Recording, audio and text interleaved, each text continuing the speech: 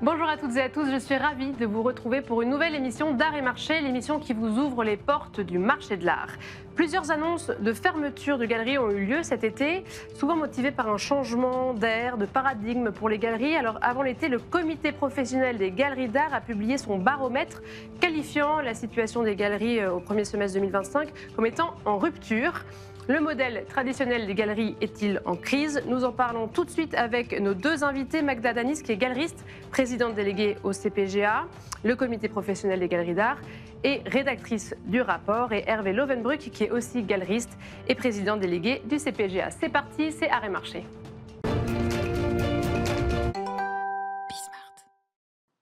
Le dernier rapport du CPGA, le comité professionnel des galeries d'art, représentant plus de 300 galeries françaises, fait état de difficultés économiques du secteur, mais pas que. Et je suis ravie d'accueillir Magda Danis, vous êtes galeriste, présidente déléguée du CPGA, et Hervé Lovenbruck, galeriste, président délégué du CPGA, pour parler de ce modèle de galerie qui semble souffrir et quelles sont les pistes d'amélioration que nous pourrions avoir. Merci beaucoup d'être avec nous. Merci Sybille.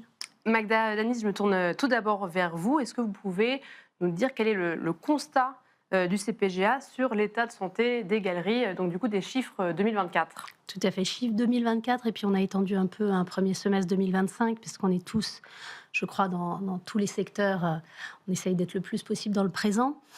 Alors d'abord, il faut quand même se rendre compte que ce marché de l'art, il est important. Au niveau mondial, on est 2 fois la musique enregistrée, 2 fois la montre de luxe, donc c'est pas un petit truc anecdotique. C'est pas un petit marché, on parle de 60 milliards de dollars. 60 milliards de dollars mondialement. Et la France est plutôt bien positionnée. Alors bien sûr les États-Unis en premier, hein, mais en Europe, on est très bien positionné puisqu'on est les premiers. Néanmoins, effectivement, le secteur souffre et on commence à le sentir, et ça s'est un peu accentué début 2025. Secteur qui souffre malgré des emplois qui représentent à peu près 10 000 personnes, puisqu'on fait travailler aussi des artistes, des encadreurs, des transporteurs, qui eux aussi, du coup, tirent la langue. Pourquoi? Il y a beaucoup de raisons. Est-ce que c'est seulement la prudence de la demande ou ça s'étend beaucoup plus? Il y a un attentisme qui est la prudence de la demande, et on le voit et on le ressent dans nos métiers particulièrement, mais dans d'autres aussi. Il y a un changement de paradigme aussi, il y a un changement de nos métiers, des choses dont on parle beaucoup justement au sein du comité des galeries, puisqu'on représente les galeries françaises, mais on travaille aussi au niveau européen. Et justement, on se dit souvent, nos métiers changent. Il était peut-être temps, non? Il était temps. Hervé Lovenbruck, quel est l'état d'esprit des galeries dans cette rentrée? Il est très combatif, de toute façon, comme il a toujours été. Les galeries sont des êtres passionnés qui ont décidé de partager leur passion. Donc ils sont combatifs, ils veulent continuer à partager leur goût, à partager, à aider, à accompagner de façon souvent, on l'oublie, philanthropique, un certain nombre d'artistes. Mais on est face effectivement à des traumas ces dernières années qui ont peut-être tué une partie de l'envie qu'avaient ceux qui nous font vivre, nos collectionneurs. On espère qu'un certain nombre de conflits vont se régler. On espère que la situation politique va se stabiliser pour que les gens puissent... Ces traumas, c'est lié à quoi exactement? C'est des réglementations? Non, ça ne vient pas de la réglementation. Ça vient plutôt des phénomènes géopolitiques extérieurs qui font que les gens ne sont pas dans l'envie, ils sont dans l'inquiétude. Ils se disent mais où va le monde? Les artistes... eux aussi sont inquiets et soit font un état du monde qui n'est pas rose, donc ça aussi c'est quelque chose à prendre en compte, c'est-à-dire que quand vous allez voir une exposition qui est très engagée, vous sortez de là sans forcément l'envie d'acquérir des œuvres, vous avez envie de poursuivre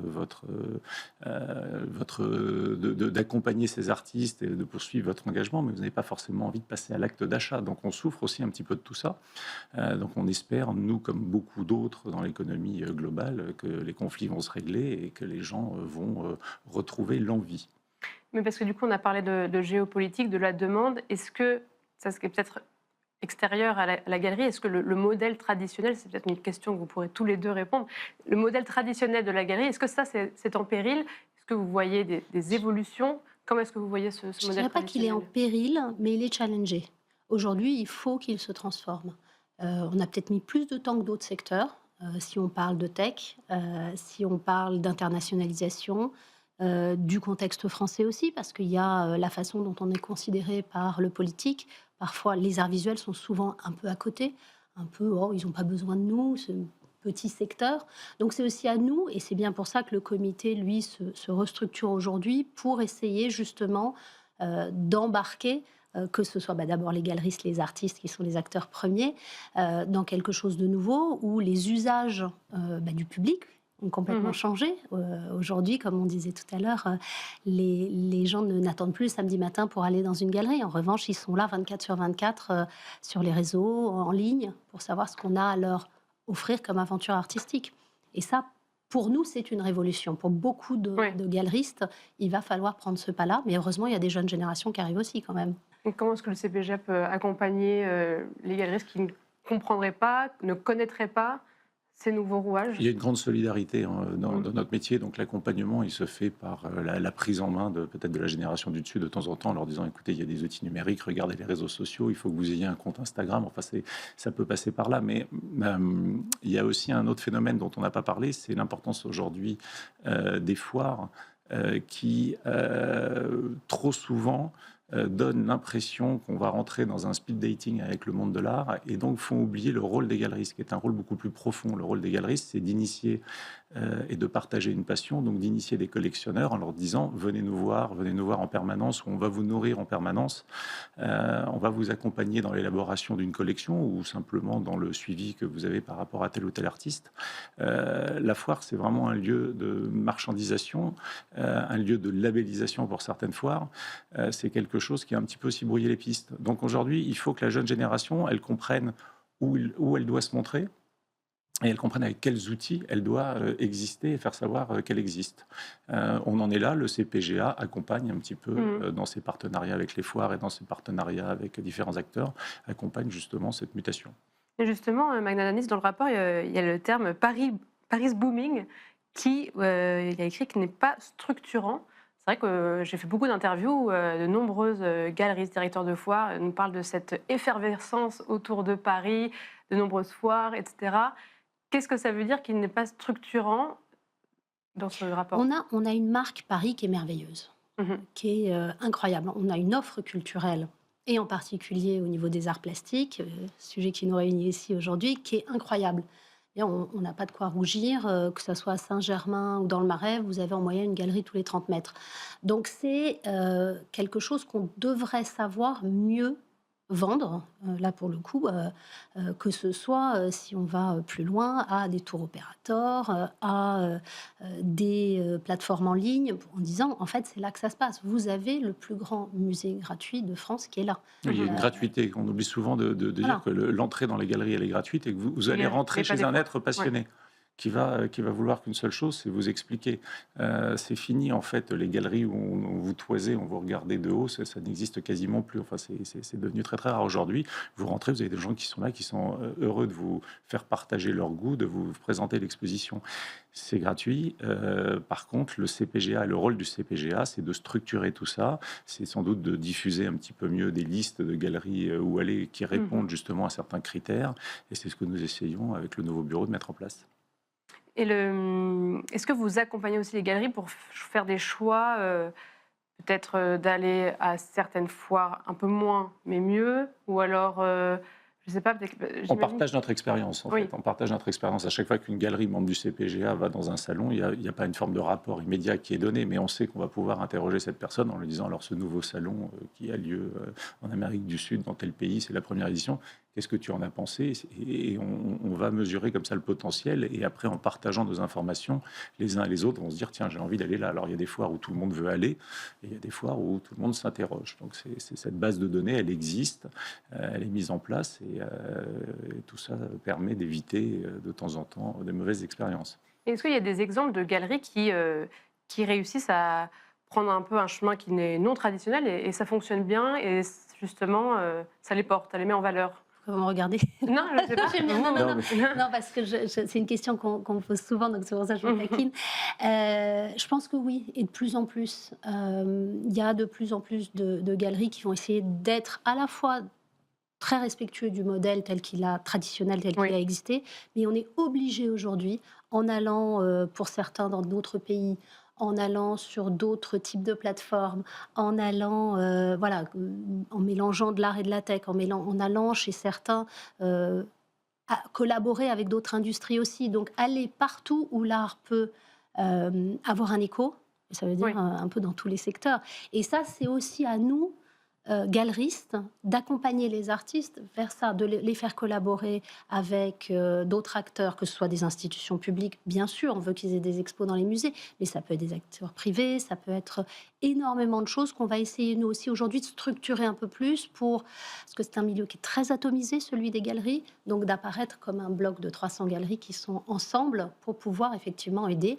Par exemple, une des actions qui a déjà été montée, et grâce à des partenaires privés, de monter des prix pour que la scène française soit plus visible. Que ce soit à Madrid, au salon qui a lieu là-bas, que ce soit à Miami, au salon qui est très important qui a lieu là-bas. Et donc pousser et les galeristes et les artistes à être plus visibles à l'international. Donc voilà, on va essayer de syndiquer un peu encore plus notre Oui. profession. Collaboration, c'est ça qui pourrait être une autre voie de stratégie possible et bénéfique? C'est absolument une voie de stratégie possible et bénéfique. Et on est tous en train de mettre en place aujourd'hui au niveau du CPGA des partenariats avec des entreprises qui voudraient elles aussi s'investir un petit peu plus dans l'art. Donc on essaie de trouver à chaque fois justement le lieu où chaque entreprise va pouvoir venir soutenir la création et puis s'éveiller aussi à cette création. Parce qu'une entreprise qui accepte de parrainer un prix dans un salon ou dans une foire, c'est une entreprise qui va être obligée de déplacer ses cadres dans ce salon et il va falloir parler la langue de l'art contemporain. Parce que l'art contemporain, c'est à l'origine une langue étrangère. On n'apprend pas l'art contemporain. Il faut le travailler, il faut vraiment avoir envie de le comprendre. Et si cette pédagogie elle n'est pas faite par les galeries et par le CPGA, alors ça ne marchera jamais. Donc on est là aussi pour ça. On est là pour faire en sorte que le monde de l'entreprise vienne piocher chez nous une ouverture d'esprit qu'ils n'ont pas forcément quand ils sont à fond derrière leur machine ou leur service. Et il nous reste une minute. Dans le rapport, vous parlez aussi de monopole croissant. Est-ce que ça, c'est une bonne chose pour permettre justement de mettre en avant Paris, tout cet écosystème structurant? Ou alors c'est aussi beaucoup de tensions pour les plus petites structures qui, du coup, auraient du mal à Mais avancer? en mettant une scène artistique contemporaine parisienne, française, parce on est un syndicat national, même si, comme pour beaucoup de choses, on est assez centralisé malheureusement, mais pour mettre en avant une scène, ça veut dire dans toute sa diversité. Et ce qui fonctionne bien, et Hervé en parlait, il y a une forme de solidarité entre les galeries, contrairement à ce que les gens peuvent parfois croire. Et souvent, même si tout n'est pas parfait, mais des plus grosses structures qui vont effectivement veiller à ce que de plus petites structures puissent quand même avoir Oui. leurs activités. C'est les chiffres d'affaires entre le plus bas et le plus haut, c'est un écart de 1 à 10 000. Donc voilà, il faut que cet écosystème il soit varié parce que vous allez avoir tout type d'artistes et on veut le défendre comme un Bien sûr. tout. Mais après, chacun avec ses Mais c'est petites dans sa différences. variété, j'imagine que ça va Ça devient évoluer. Il y a beaucoup de aussi. partenariats déjà entre les grosses structures et les petites structures. Il ne faut pas oublier que les grosses structures ont été petites et que les artistes, à un moment, démarrent tous comme les galeries, tout en bas de l'échelle. Et puis après, il faut passer des étapes, des paliers. Et donc, les grands accompagnent les plus petits. Merci beaucoup à tous les deux pour Merci. vos analyses. Magda Danis, vous êtes galeriste présidente déléguée du CPGA, et Hervé Lovenbruck, galeriste également, président délégué également du CPGA. Et merci à vous toutes et tous de nous avoir suivis. C'était Art et Marché.